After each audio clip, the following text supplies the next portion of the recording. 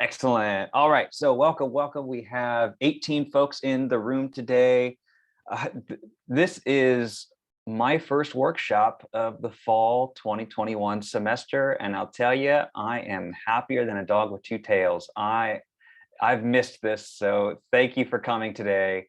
Welcome aboard. Those of you who I see so many familiar faces, Larry, Amma, Kyle, let's see, Jeff, I see you there, Paulette, Kirsten, welcome, Doug, so many familiar faces. If anyone here doesn't know me, I'll take just a moment to introduce myself. My name is Michael. I teach anthropology, and I'm currently serving as the online education faculty coordinator. Yes, I know that's a mouthful, but part of my role for the past year and for this upcoming year is to support online teaching faculty from a pedagogical side. Right now, that has been more important than ever with all of us essentially teaching online. So I am happy to be here with you as we take a look at building our skill set. Now, just a couple items of housekeeping before we jump into the topic of the day. First and foremost, you are all invited to, but in no way required to, turn on your cameras. But the invitation is always open. If you feel like doing that, I more than welcome it. Also, if you wouldn't mind keeping your microphones on mute during the presentation, today we're going to talk probably 30-40 minutes, and the last 20 minutes of our time will just be Q&A. So we'll take all the questions we can, and I'll even stay a little bit afterwards with more questions if we need to. So that's not a problem. We just want to make sure everybody can hear the sound okay. You are welcome to use the chat, put your question in there. And I see folks are signing in. If you haven't yet done so, do be sure and sign in. Just your name and your department is really all I need to forward for Flex credit. And yeah, Larry, I would argue that a dog with two tails would be pretty happy. But that's just my opinion. Okay, so that just about settles it for the housekeeping. So I'm going to go ahead and share my screen. And if at any point during the workshop you do not see what I am referring to, please let me know. I'll refresh the screen share and we'll get that taken care of. But otherwise, let's dive right in. Fantastic. You know what? I want to make this bigger. Let's see. Sorry about that. I have too many things in the way. I know that happens to all of us. Okay, here we go. So again, welcome. If you're just coming in, make sure you sign into that chat with your name and your department. I appreciate that. This is worth 1 hour of Flex credit, and we will be wrapping up by 2 p.m. The last 15-20 minutes or so, we will designate for questions. So feel free to drop those in the chat as we go through the workshop, and we'll have a great conversation. But that being said, what are we here to do? Well, I'm hoping to provide a foundation, an introductory look at something very special called the CVC-OEI Course Design Rubric. I know that's alphabet soup.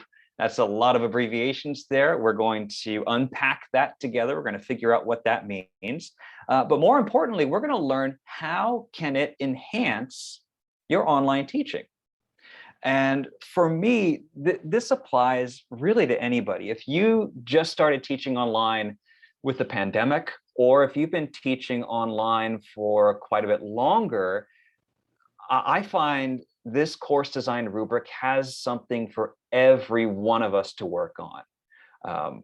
So just putting that out there as we engage with this material, whether you are still relatively new, whether you are a seasoned veteran of online teaching, there's something here for you. And let me tell you one thing as we jump in. I've been in my role as online faculty coordinator for 1 year. Last fall of 2020, the first 2 weeks of the semester, I get about 2,000 emails from wonderful faculty like all of you here. How do I do this? My course isn't showing right. Let's figure this out. So those first 2 weeks are always really intense. Last year, compared to this year, I've noticed something. And I've noticed that the questions that faculty have been asking during these first couple of weeks of the semester, they have become more challenging, which tells me that our skills as a college, as online faculty, are growing. So part of the CVC-OEI course design rubric will help us continue to build our skill set for online, whether you're asynchronous or synchronous, whether you're hybrid, or even if you teach mostly on campus, if you use elements of Canvas in your on-ground course, then this can serve you too. So let's go ahead and jump on in with the CVC-OEI. What is that? Well, if you haven't heard of it before, I've got it for you right here. It's the California Virtual Campus Online Education Initiative. And this really is a collection of colleges up and down the state, representatives from colleges up and down the state, I should say. And they provide a ton of helpful material. In fact, at the bottom of the slide, I put cvc.edu for lots of detailed information. And you know what, before I forget, I am going to share this presentation with all of you in the chat. If you like to click around and follow along, there you go. Link should work for you. But in 2014, the CVC-OEI developed something called the Course Design Rubric. And again, this had quite a number of online teaching faculty from all across the state in this work group to develop some criteria to promote student success in our online courses. So if any of you opened up the slide, I'll go back and click on cvc.edu. I go to this website a couple times a week just to check what's going on, by the way. Let me minimize all our faces. Here we go. Yeah. So there's a lot of information here. You can get lost in here. For me, and I might recommend to you, this educators button is where we want to go. They have trainings. You could just drop in on a Zoom session, build your skill set there. They also have online teaching conferences, professional development, resources for teaching and learning online. A year and a half ago, when we all went online, myself and other members of our college looked to a lot of these resources to help our faculty at Long Beach City College. So there's a lot to digest here, but I highly recommend taking a little time if you've never seen this resource before and just seeing what sort of options are available to you. Let's get back to the presentation. Here we go. All right, so what is in the course design rubric? There are 4 primary sections, and I'll show you the rubric itself in a few minutes, but let me briefly outline the 4 general areas. They are called A, B, C, and D, and they pertain to what the CVC-OEI affirms are 4 essential parts of online teaching. Now, I would argue just teaching, online or not, but they are content presentation. So how do you use Canvas to delineate information to your students? Or maybe you use Zoom, or maybe you post PowerPoints, or maybe you make video content, or maybe you just type in your content, right? So all of that would fall under section A, content presentation. Section B, communication, involves how instructors communicate with our students, but also how able our students to communicate with us, and how do we facilitate student communication among other students. So this might take place in a discussion forum or Canvas collaborations. Even a Zoom breakout room would be seen as student-to-student interaction in an online class. Section C, assessment. So this refers to how do we check if students are learning anything? And that can include formative assessment. So learning through an activity. So something like an assignment that you can resubmit multiple times until you get it where it needs to be. Or it might be more summative in an assessment. So something like an end of unit quiz or exam to check to see how much students have learned based on what they've gone through so far. And then finally, section D refers to accessibility. You've heard from me on this topic a few times by now. Accessibility online is absolutely imperative, and that includes things like closed captions in our videos.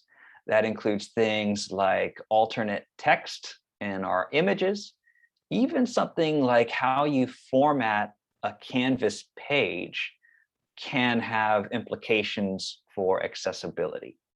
So the rubric looks primarily at these 4 sections.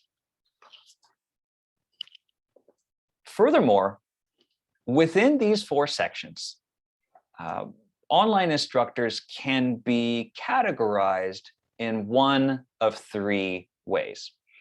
The first one at the top is incomplete. And that would describe if a particular element is missing, or maybe it is there and it's just not utilized enough to support student success online. So for example, let's say one of the criteria in the rubric is, let's say, having a rubric in a given assignment. An instructor might do that on one, but not the others. So that would qualify as incomplete because we want to see those rubrics on each one of those individual assignments. You'll also notice that I labeled that one with a bicep because just because part of your course might be considered incomplete on this rubric, that does not condemn you to not be a great online instructor. Rather, I'm a proponent that when something is marked incomplete, or when you see it yourself, oh, I need to do that better, then it is an opportunity for you to flex your muscles and to build that skill within yourself and within your course. So that's what an incomplete means to me. The second one down with the thumbs up icon, that is when a course is aligned with the rubric. And so what that means is that let's go back to the example of an assignment rubric within Canvas. Let's say all 10 of my discussion forums throughout a semester have a well thought out and clear rubric for students to review and for me to use when I grade. Then that element would be seen as aligned with the CVC-OEI course design rubric. So that's great, and that's what we want to see. But finally, at the very bottom, there is a third category for additional exemplary elements. And I'll tell you that those are the things that just make people like me say, wow, this is an amazing online course. I've seen numerous faculty demonstrate many of these additional exemplary elements. And I'll tell you, it's one of the most satisfying things to see the creativity come into it that really enhances a particular online class. So those are how one can be scored using this rubric. All right, so we've been talking about it. Let's jump in. Let's take a look at the actual rubric And again, it's long. We're just going to do a survey looking at these 4 sections, sections A, B, C, and D, that I've briefly described here. So I'm going to, this is a page from the CVC-OEI. Here's what I'm going to do. I'm going to click on the rubric, and then I will put this link into the chat. Boom, there you go. So feel free to follow along with me. You can scroll along, or you can just watch as I scroll. That's fine too. I have this printed. It's 19 pages. I know it's wasting paper, but I want it with me, especially during summer and winter, which is when I usually build my online courses. I like to have this readily available. So you get some information on what this is about, what this is for. It even summarizes the different sections: incomplete, aligned, exemplary, which is what we just referred to on the previous slide. Even section D, accessibility, that can be one of 2 things. It can be incomplete, or it could be complete. It can be exchange ready. So there's not the need for aligned or additional exemplary in that final section D. So just that's a little difference there. But let's get to the actual rubric. Again, I told you it was long. I wasn't kidding. But section A, content presentation. Section A has, let me double check. Yep. Robert, really quick, is there a way to see what you are seeing on the, I'm opening the PowerPoint, but I'm not able to see these pages for the rubric in that. If you just watch my screen share, you should be seeing the rubric as I speak about it. So yeah, just go back to your Zoom window. I'm seeing the screen share, but I was looking at the PowerPoint for this link for the 19 pages that you mentioned. Mm-hmm. Is there a link for it? Yes, just click on this CVC-OEI course design rubric. Oh, okay. At the top. Mm-hmm. Okay, thank you, thank you. Okay, let's see. Oops, sorry, wrong link. Here we go. So there are no fewer than 14 parts of section A alone. And I'm not going to lie, section A can be a beast. There's a lot to consider here, but you'll see the 3 different criteria. So incomplete, aligned, or additional exemplary elements. So one way, and there are numerous ways, but one way that online faculty can use this rubric is this. As we build our courses and as we teach online, we look at each of these items. So for example, A1, placement of objectives. And we can ask ourselves, am I incomplete on this? Do I provide unit objectives in each of my modules? Or am I doing something even further than that? Are they consistently placed and easy to locate within each unit? And so depending on your answer, you would check one of these boxes as a sort of a self-evaluation. Again, an informal self-evaluation on what you're doing and how you're doing it online. So you can go through, and each section, or excuse me, section A is broken down into smaller sections. So sections A4 through A8 refers to content presentation and the use of CMS, that is the course management system. So again, one way that folks can use this rubric is in a closer look at what they do in their online classroom. So I could say, okay, course navigation, A4. Let's see, navigation and content flow are not easily determined. Or maybe my students have a pretty easy time navigating my Canvas, or maybe I provide videos and tutorials showing my students how to navigate my online course. So again, depending on what you do and how you do it, you might check one of these boxes to reflect that. But again, we're just talking about ourselves building our online courses here. So you're getting the gist of how long this can take. Section A alone. Section B, communication, interaction, and instructor contact. So for pre-course contact, one thing I strongly advocate for among anyone, teaching online or not, reach out to your students a week or two before the semester, send the syllabus. So Michael, this is Becky. I have an issue with that. I'm not employed yet. It isn't the semester yet. And we know before we were online, we met on the first day of class. So, is there a way that I can automate this stuff so it goes at the end of the semester, I automate it for what you're suggesting? Because I might be in, I don't know, the South Pole and don't have internet access. You know what I mean? I think it's unrealistic to say to teachers, hey, start to focus on your teaching 2 weeks before the semester begins.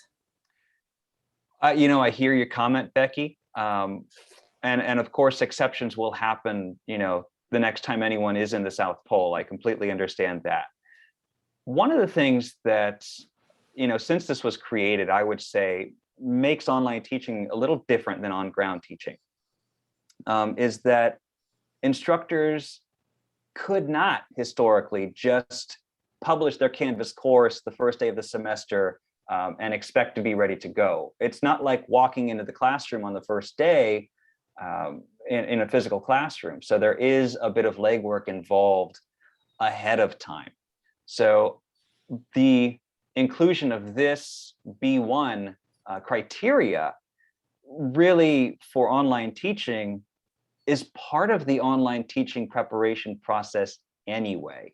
And those can be automated. You can write an announcement months ahead of time within Canvas and have it published, whenever you want it to be. So it is possible to schedule those things a little while out if that's something you would be interested in. Yeah. Thank you. So as you move through this, again, quite a bit of topics related to communication, interaction. Are students contacting each other?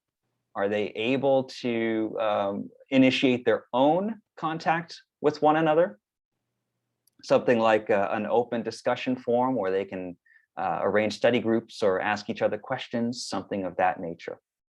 And then section C gets into assessment and effective assessment. And this gets into, how are we measuring learning? Are there formative and summative assessments?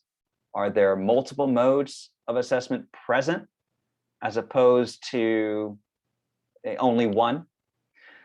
So again, getting into the variety and the frequency, how often you might offer these types of assessments. And then of course that comes along with feedback. Do you use rubrics? What kind of feedback do you provide? Are students able to self-assess their strengths in your course? And then finally, we get to section D, accessibility. And this breaks down different criteria, heading styles, lists, links, tables, etc., that we need to be sure in Canvas and in our documents, like our syllabi, that they are accessible for our students. And again, we have training offerings on this, some brand new ones out just last week. But I'll tell you right now, looking at these criteria, I'm scrolling fast, I apologize. But looking at sections A, B, C, and D, this is not the sort of overnight change that an online instructor would make. This is long-term development of how you teach online. I'm a big fan, those of you who know me from other trainings, I'm a big fan of saying, make your online course 1% better every day. If you focus on one thing, okay, one of the sections, and improve that throughout your entire course, just a little bit at a time, your course will improve, okay? So I know a lot of faculty get really intimidated looking at all of these different criteria. I like to prioritize. What does the course need the most? And what do faculty need to learn in order to improve that part? So getting back to the slideshow, I want to provide just a few reasons why aligning with the rubric can be helpful. Reasons to align. First and foremost, it's been vetted, tried and true. Provide high quality learning experience for all of our students. That's what we want. And it's, for online instructors, it can be incredibly gratifying to know that your course is aligned with what the entire state's best practices are outlined to be. Furthermore, create welcoming online spaces in the spirit of student equity. Right? In the previous cultural curriculum audits, we've drawn from elements of the course design rubric because they make our courses more welcoming and more clear. And it helps all of our students, no matter where they are in terms of online teaching. And finally, one further note to consider is it can help us meet and exceed the contractual obligations for online teaching. And I'll refer to the LBCCFA master agreement in just a moment. So support. How do we start? How do we learn about this stuff? Well, last week, you all should have received an email from yours truly that informed you about a new resource. That resource is called Online Faculty Learning and Development. And everybody should have been enrolled in that. If you're not, I put the enroll link at the bottom of this slide. You can just click it and sign right up. But when I'll switch over. When I built this resource, let me go to the home page. I didn't create a whole lot of new stuff. All I did was organize existing stuff in different ways. And you'll notice right here, there's a button called CVC-OEI Help Guides. And clicking on that gives a brief summary of what the CVC-OEI is. And there are 4 buttons, which takes us to section A, B, C, and D, which are hand-picked help guides that will teach you how to do these particular things within Canvas. So for example, if you are looking at section B and you want to align elements of communication and interaction, I would invite you to click on the section B button. And you will find videos, links, a lot of them, and useful resources that will guide you as you build your skills to align better with section B. Okay, same thing goes to section C and section D, right? So again, I did not make these. I'm not taking credit for that. You can thank the folks at OLIT and also the folks at Canvas or Instructure who made these things. All I did was put them together so that they align with the CVC-OEI rubric, sections A, B, C, and D. Okay, so this resource is here to help you as you take a look at these criteria. Secondly, the Teach Online Seminar 3.0. I must give credit to my predecessor in this online education faculty coordinator role, Professor Melvin Cobb, who built the TOS 3.0.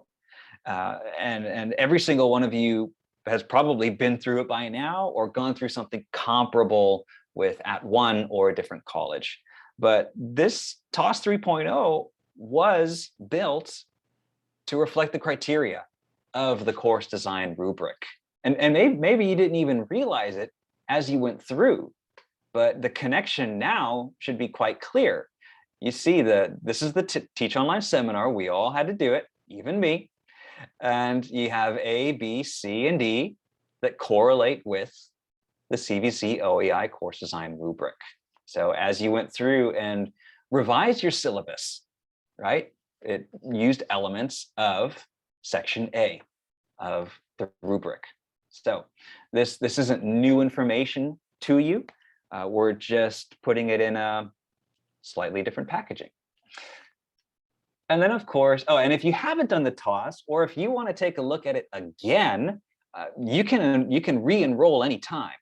That is a standing resource for you. I am on the other side of the computer. So as you submit your work, I have eyes on that work.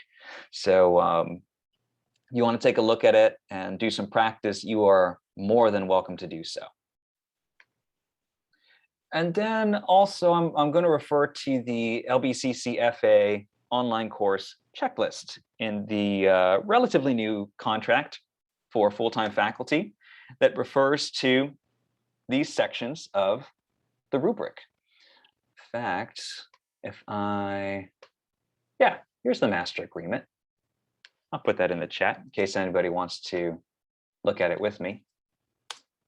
Here we go. And I believe it was page 118, something or other. So I'm going to scroll way too fast. Oh boy, oh boy, oh boy. Here we go. Sorry, I should have had this queued up for you. Here we go. The online course checklist. And again, this was something that originated from the Online Education Committee a couple of years ago, and it has since been adopted into the master agreement on what we are looking for during faculty evaluations, either probationary faculty or tenured faculty. And again, you see it. Section A, content presentation and course design. Section B, communication and interaction. Section C, assessment. And Section D, accessibility.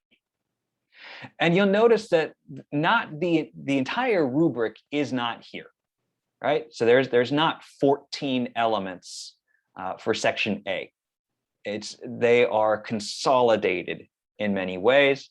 You'll also notice that the rankings on the right-hand side, they rather than aligned or exemplary, they reflect how faculty are typically evaluated: satisfactory, needs improvement, or unsatisfactory. But the ideas are adopted from the CVC-OEI rubric.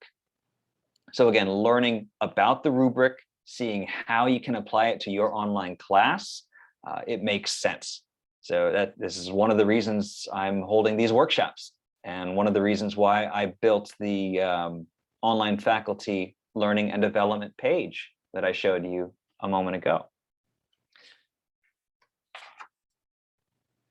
And then, of course, let's get started.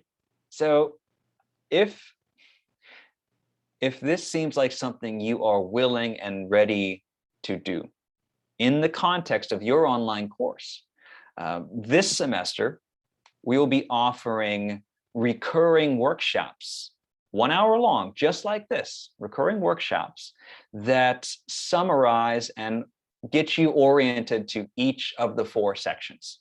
So for example, next Thursday, September 23rd from 1 to 2, we have a 1 hour session that will focus just on Section A. And we will look at the rubric. We will dive a little bit deeper and see some examples of what an aligned course might look like. And then you can take those ideas back to your own course. The following week, focus on Section B. Week after that, Section C. And then we had to change the dates because of another conflict. But on the Tuesday of that 4th week, we will focus on Section D of accessibility. And then if this date and time doesn't work for you, don't you worry. We thought of that. As soon as this is done, come mid-October, we're going to start this over again. And I believe it's going to be on Wednesday mornings.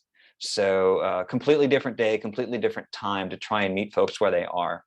We will do another session just like this, introducing the rubric. And then next week, Section A, week after, Section B, after that, Section C, and then Section D. the idea being, if I were to be in another Zoom meeting with any single one of you, I could refer to section C, and you would just, oh yeah, assessment. It would just, oh yeah, I know what he's referring to. So getting comfortable and doing our very best to get aligned as much as we can, while we are teaching online right now.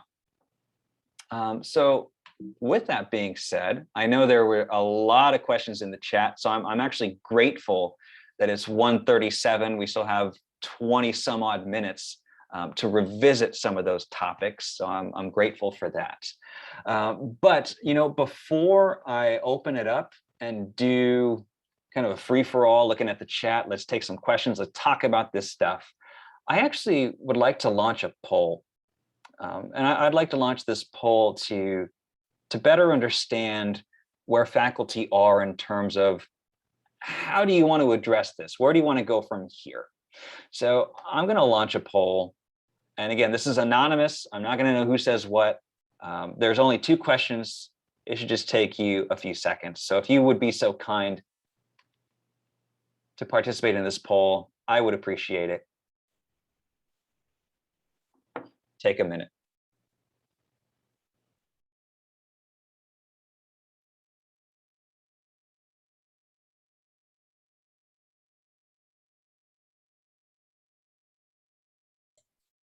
I don't see the poll. I don't see the poll in my view. Okay, are you on the Zoom window or are you elsewhere? I'm on Zoom window, I guess. Okay. Oh, yeah. Sorry. I got it. Okay. In a different screen. Yes. I have an extended monitor. Okay.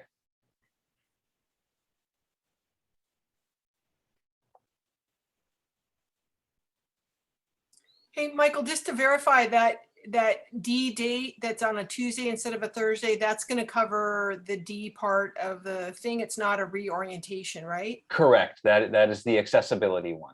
Okay. Mm-hmm. And all of these will be recorded, by the way. If that suits you better, if you like to listen to my voice on your own time, that's fine. All right, looks like we're at 90% participation. I do appreciate that. Thank you. I'm going to end the poll now. Okay. And wonderful. And just to briefly summarize the results, primarily agree and strongly agree, 46% agree, 50% strongly agree.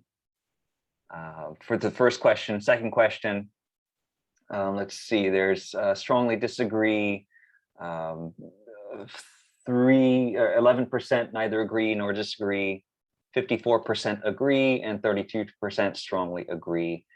So I do appreciate that. These workshops are going to happen anyway, but I'm grateful that you all are primarily geared toward it. So I'm excited to host these things. But with that being said, I am going to stop my screen share. I know there's been things going on in the chat, so I want to take, oh gosh, there's a whole lot going on. I'm never going to get through all this. So maybe we could start, if you have questions, maybe we can use the hand raise function just so we can get them in order. I want to make sure everybody, so you could raise your hand just like I did. We can get through folks in order, and we can even engage in a dialogue about these things. Again, online pedagogy, I'm here for it. Let's have a chat. Let's see, I see Jessica. Hi, Jessica. How are you? Hi, I'm well, thank you. Nice to see you again. You too, long time, just yesterday. I know, a long time. I think my question is just because you showed Zoom links for those 4 separate, will we get those through email or are you using a PowerPoint with those links? So those links are in the Canvas calendar for the online faculty learning and development shell. Oh, perfect. So you all are enrolled as students in that shell. So that'll actually show up in your to-do list. It's actually kind of cool. That's why I wanted you all in there. But I will also be sending out a kind reminder, just a Canvas announcement, kind of like I did this morning with this one, with that Zoom link. And if you're like me, I like to put it in my Outlook calendar so my phone dings 15 minutes before and I remember to get there. So yeah. Yeah, thank you so much. Of course. Let's see, Karen, I see your hand up next. Please go ahead, Karen. I just want to reiterate a question that I saw in the chat that I also had, Yes. which is if we can't make it to one of those dates and we watch the recording, how do you get flex credit for that?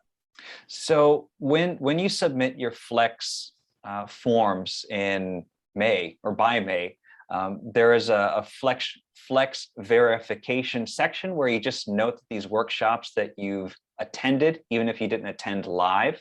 And I believe you would just summarize your main takeaways from the particular session. Okay, that'll work great. Thanks so much. Yeah, yeah. Becky. I'm in the same place trying to find it. So I'm in your, I'm in the, I think I'm in our thing, faculty professional development, right? No. No, that, what am that I is supposed different. to be in to try to find it? I'll show you. I'll show you. It is, oh, that's my anthropology class, sorry. In your courses, you should have online faculty learning and development. What? And you'll find it there. You can view the course calendar. See, now I'm just doing, now I'm just advertising. You click upcoming events. So following through with the prior question, I want to stick it in my computer calendar. So the link is there. So I just click on them, all of them, and it will feed it there. Is that correct? Not necessarily, no. So what I do is I just go into my email account and I create an event on this day and this time. And I just paste the Zoom link into that calendar event. Okay. So this is what we're doing today. Today's the 14th. You'll see next session, CVC-OEI Rubric 4-part series. Right. And then, and then Monday the 27th, Canvas rubrics that work for you. So now I am just shamelessly advertising upcoming workshops, but everything that I have been working on this semester. So that means every workshop, every self-paced training, every tutorial, everything we are working to align with the CVC-OEI rubric. So that is one of my big goals for this upcoming year. Last year it was about getting folks online. Now we are excelling online. Okay, thank you so much. Of course, you're welcome. Other questions, comments, food for thought?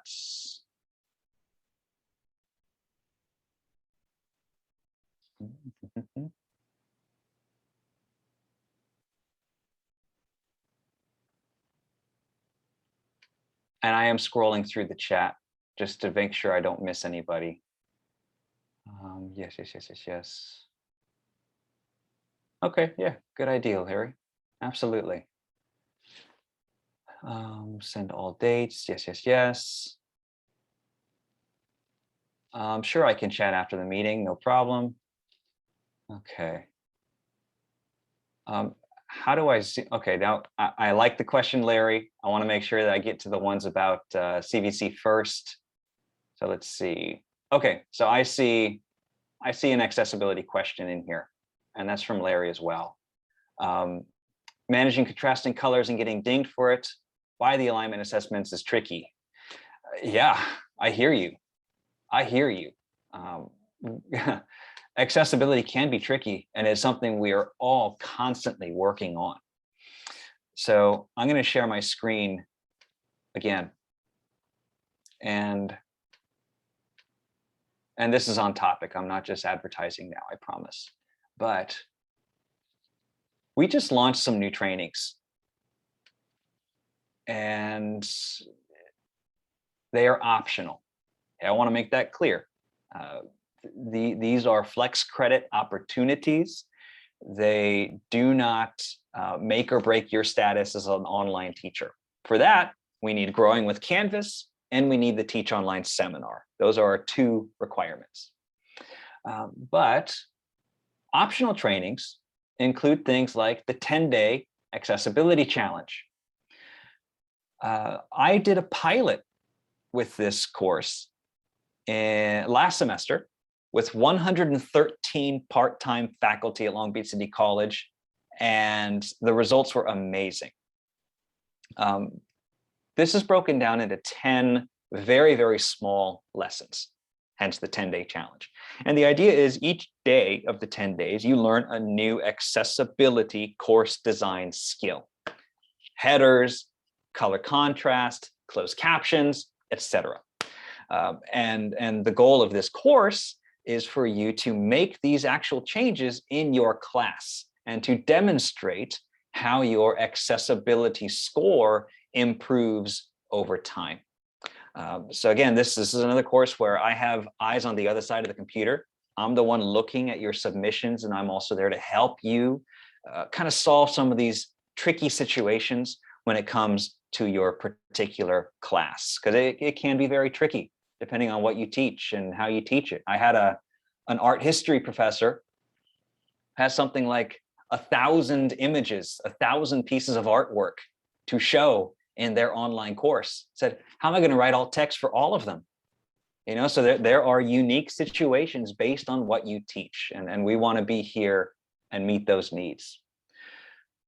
One outcome of this course, the 10-day challenge, is that faculty wanted more. So over the summer, we worked to adopt 3 additional courses that are more specific.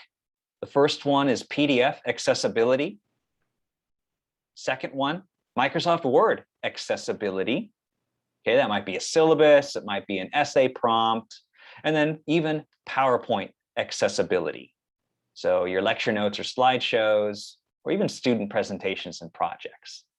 Each one of these is worth 2 hours of flex credit.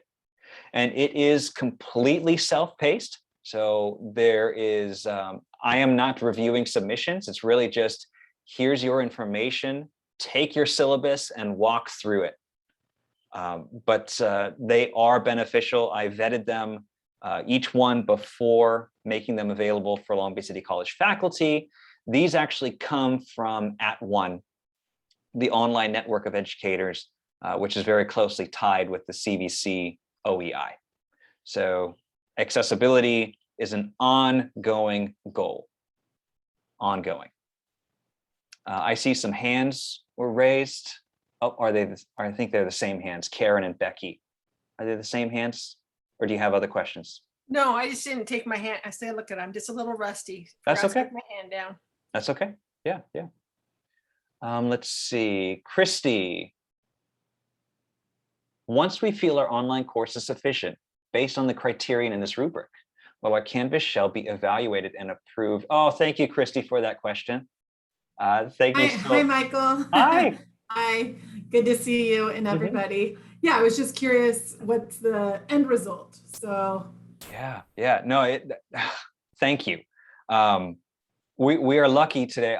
I'm checking the participants today. I think it's just Doug here, but we are building a team of faculty who are what's called POCR, P-O-C-R certified. And that stands for Peer Online Course Review. And part of that process is once we have a team of POCR certified faculty, then we will be able to take a look and essentially apply the rubric to willing faculty's courses. Now, this wouldn't be required or anything. This is, I volunteer as tribute, you look at my course and we'll see if it's aligned. But there are benefits when the courses are aligned. Namely, they will be further up on the California Community College's course exchange. And I'm getting into the weeds here, but in short, what that means is if a student in Northern California needs to take a linguistic anthropology course, and they search for it through the course exchange. If my course is aligned completely with the rubric, then my course will pop up first, and they will enroll in my class first, which is good for me because I always struggle to fill that class. It's good for the college as well, for making sure we get students in the door. But that is, Christy, the long game. Right now, we have about 4 or 5 faculty currently POCR certified. We are building our team and we are building our process. At the earliest, Christy, we would look to see that sort of POCR review happen in the spring. Great, thank you. Yeah, of course. And that was a lot. I apologize, but No, I appreciate all that info. That's helpful. yeah, of course. I mean, I've had some instructors say to me, yeah, my course is aligned from another college. Can I just submit it? I was like, great, that's fantastic. Let's get to it. You know, this is good. It's good to see this excitement too. Jessica, you volunteered. Great, wonderful. All right. Yeah. Any other questions? And again, I'm not the type of facilitator where, oh, we got to stay until 2 o'clock on the dot, or I'm not giving you flex credit. But if there are any other questions or things for the good of the order, please speak them now, or you could type them in the chat. I welcome that too. Okay. All right. Well, hey, you know what? I know some folks have some more individualized questions, so maybe we'll transition to those. But with that being said, I'm going to stop the recording in a moment. I just want to say thank you. I really am excited to be back in these type of workshops. I hope to see many of you next Thursday as we talk about section A. We can get deep into the weeds together. But if you have any questions, feel free to stick around, or you can email me another time and we'll talk. But thank you. I will stop the recording now.